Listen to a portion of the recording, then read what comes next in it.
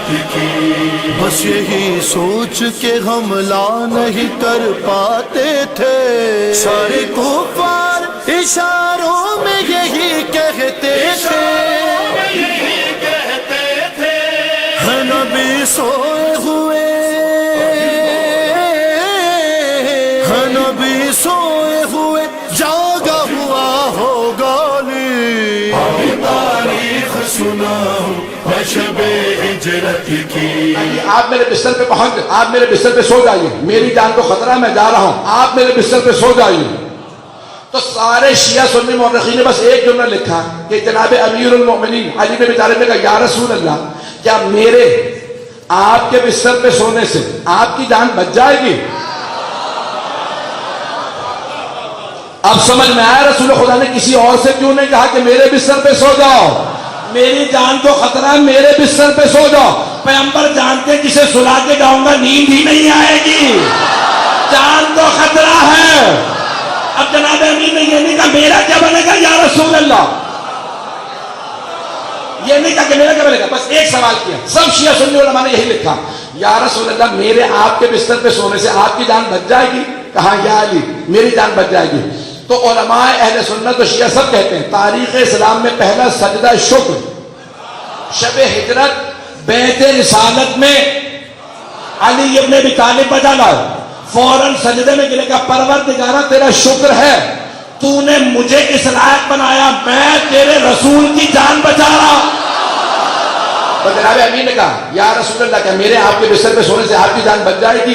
پیغمبر نے فرمایا ہاں یا علی آپ میرے بستر پہ سو جائیں گے تو میری جان بچ جائے گی۔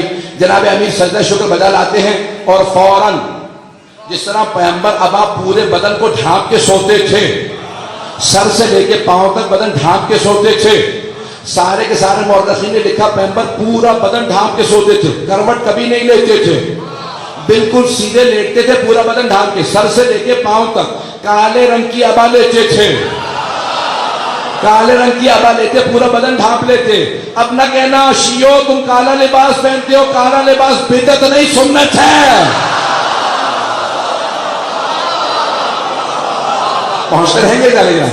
تو پیغمبر نے یہ لکھا کہ پورا بدن ڈھانپ کے سوتے تھے، سر سے لے کے پاؤں تک پورا بدن ڈھانپ کے سوتے، اور پھر بھی جب بھی کوئی گزرتا تو صرف دیکھ کے اشارہ کر کے کہہ دیتا تھا، جب سب کے سب صحابہ موجود ہوتے نا تو سب دیکھ کے کہتے یہ رسول خدا سو رہے ہیں، میں نے اسے اشارہ کیا تھا، سب دیکھ کے کہتے یہ رسول خدا سو رہے ہیں۔ کہا کیسے پتا؟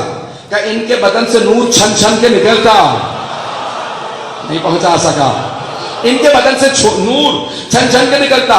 یہ ابا کالے رنگ کی اوڑھے ہوئے ہوتے ہیں لیکن پھر بھی ابا سے نور نکل نکل کے بتاتا ہے کہ محمد سو رہے ہیں۔ تو پیغمبر کو ایک اور وجہ تھی کہ علی ہی کو اپنے بستر پہ سلانا تھا، باقی سارے تاریخ تھے، بس علی ہی محمد کے نور کے دو۔ حدیث ہے نا آپ کے ذہنوں میں، انا وعلی من نور واحد، میں اور علی ایک ہی نور کے دو ٹکڑے ہیں۔ تو پیغمبر نے کہا یا علی آپ میرے بستر پہ سو جائیے، بس میں یہاں پہ ایک اشارہ کروں گا، مجھے اعجاز کو پیش کرنا۔ پیغمبر نے ایک مرتبہ اپنے گھر سے قدم باہر رکھا، 40 محافظ بیٹھے تھے ابو سفیان کے بھیجے ہوئے، ہاتھوں میں نیزے کہ ہم نے قتل کرنا، رسول خدا کے قتل کے لیے آئے ہوئے تھے۔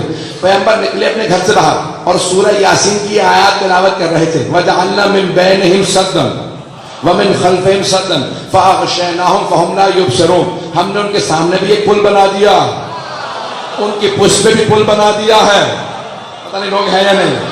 وَجَعَلْنَا مِن بَيْنِهِمْ سَدًّا فَأَغْشَيْنَاهُمْ فَهُمْ لَا يُبْصِرُونَ، اور ہم نے ان کی آنکھوں کو اندھا کر دیا، انہیں کچھ نظر نہیں آتا۔ پیغمبر سے کہا بس یہ آیت پڑھیں، خاک اڑا دیجئے اور آپ گزر جائیں گے۔ عزیزان گرامی، تمام کے تمام علماء کہتے ہیں جب بھی آپ کسی مشکل میں ہو اس آیت کی تلاوت کیجئے، قرآن زندہ معجزہ ہے، اس زمانے میں بھی اس زمانے میں بھی آج بھی کام آئے گی۔ تو آیت نمبر 9 ہے سورہ یاسین کی، قرآن کا زندہ معجزہ۔ عزیزان گرامی، پیغمبر شب ہجرت گزر گئے، جناب امیر پیغمبر کے بستر پہ سو رہے ہیں۔ واقعے کو مکمل کر دوں، پیغمبر ایک مرتبہ نکلے، راستے کے اندر آپ کو معلوم ہے کہ کیا کچھ ہوا، یہاں جناب امیر بستر رسالت پہ سو رہے ہیں۔ ابو سفیان نے سب سے کہا تھا جیسے ہی صبح رات ڈھل جائے، صبح نمودار ہو، سب ایک ایک نیزہ صرف اور صرف محمد پہ وار کر دینا، صرف ایک ایک نیزہ۔ ایک مرتبہ ایک نے کہا سب آہستہ آہستہ اندر آ جاؤ، سارے کے سارے رسول خدا کے گھر میں داخل ہوئے۔ ایک مرتبہ ایک نے کہا میں چادر کھینچوں گا، سب کے سب نیزے مار دینا۔ اگر کوئی سن رہا ہو کہ یہاں اتنے لوگ موجود ہیں بڑے بڑوں کو خطرے میں نیند نہیں آتی، اور وہ علی جنہیں سونے کی عادت نہ ہو، 1000 رکعت کی عادت ہو۔ لوگ ہے یا نہیں؟ ایک آدمی نے اعتراض بھی لکھا کہ مولا 1000 رکعت پڑھتے تھے، کہا نیند نہیں آتی ہوگی تو 1000 رکعت پڑھ لیتے تھے۔ پتہ نہیں لوگ ہے یا نہیں؟ بغض علی بڑا سر چڑھ کے بولتا، اس نے کہا علی کو نیند نہیں آتی ہوگی اس کی ہزار رکعت نماز پڑھتے تھے، ہمارے والوں کو نیند آتی تھی سوتے رہتے تھے۔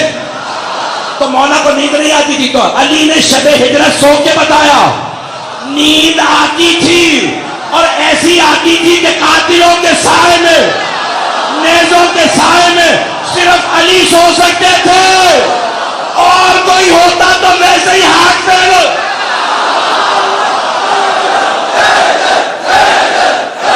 ذرا تو نہیں گزر رہا کسی کو؟ مجمع ہے میرے ساتھ؟ سارے کے سارے افراد ہیں؟ جناب امیر پوری رات سوتے رہے، بڑے سکون سے سوتے رہے، جیسے 1000 رکعت کی عادت ہو۔ وہ سب کی چیمی گوئیاں سن رہے ہیں، باتیں کر رہے ہیں لوگ، ہاتھوں میں نیزیں۔ ایک نے چادر کھینچی، کہا کہ نیزے چلا دو۔ جیسے نیزے چلنے لگے، ایک نے کہا رک جاؤ، یہ محمد نہیں علی ہیں، نہیں پہنچا سکا۔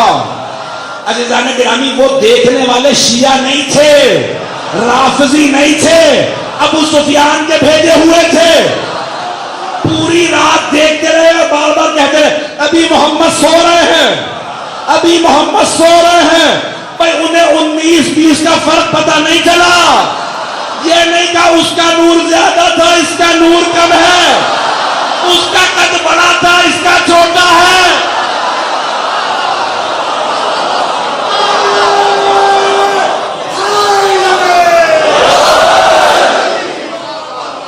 ہے جانے کیا میں پورا ہونے دے کر دے رہا ہوں آپ کی خدمت میں۔ وہ ابو سفیان کے بھیجے میں پوری رات دیکھتے رہے اور کہتے رہے کہ محمد ابھی سو رہے ہیں۔ اب جیسے ہی نیزے چلنے لگے، چادر کھینچی تو ایک نے کہا رک جاؤ، یہ محمد نہیں علی ہے۔ ان میں سے ایک نے کہا یا علی محمد کہاں؟ میں کہتا ہوں سوائے حیدر کرار کے کوئی اتنے اطمینان سے جواب نہیں دے سکتا۔ ایک مرتبہ جناب امیر نے سر اٹھایا، کہا چادر واپس کرو۔ مولا نہتے تھے،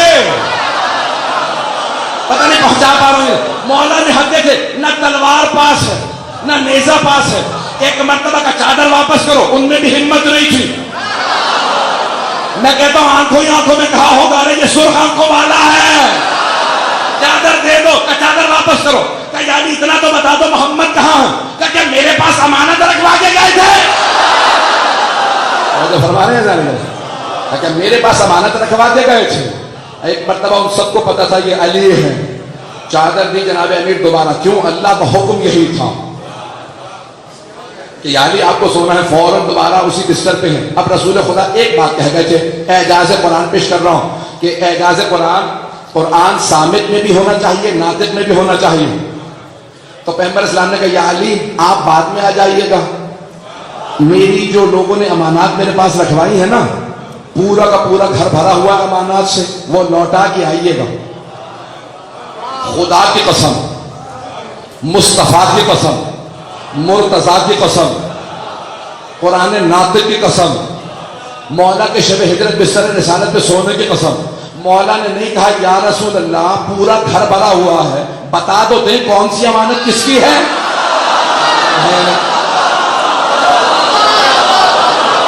پہنچ رہے ہیں یا نہیں پہنچ رہے ہیں؟ یہ نہیں کہا کہ مجھے بتا دو یہ کون سی امانت کس کی ہے، کہا یا رسول اللہ جو امانات آپ نے لی تھی وہ امانات لوٹا دوں گا۔ اب شیعہ سنی کتابوں میں ایک حدیث ہے وَلَا يُؤَدِّي أَنِّي إِلَّا عَلِي، میری لی ہوئی امانات کوئی ادا نہیں کر سکتا سوائے علی کے، لِأَنَّ يَدِي وَيَدُ عَلِيٍّ فِي الْقَضَاءِ سِوَا، کیونکہ میرا اور علی کا ہاتھ قضاوت میں ایک سا ہے۔ توجہ، جو امانت دے رہے تھے پیغمبر کے ہاتھ میں، پیغمبر کہہ رہے تھے لوٹائیے گا یا علی آپ، امانت کی پیغمبر کے ہاتھ میں، مولا نے کہا لوٹاؤں گا میں۔ عزیزان گرامی سارے مورخین نے جملہ لکھا کہ جیسے ہی صبح نمودار ہوئی سارے مکے والے آنے لگے، کہا سنا محمد ہجرت کر گئے؟ مولا نے کہا کہ ہماری امانتوں کا کیا ہوا؟ کہ گھر بھرا ہے۔ کہا اب تم ایک قطار میں کھڑے ہو دو میں امانتیں لوٹاؤں گا۔ مولا چہرہ دیکھتے امانت لوٹا دیتے۔ کسی مشرک و کافر نے کہا یہ میری امانت نہیں ہے، مولا چہرہ دیکھ کے جانتے ہیں. ارے جو چہرہ دیکھ کے امانت لوٹانا جانتا ہو، کیا وہ چہرہ دیکھ کے شفاعت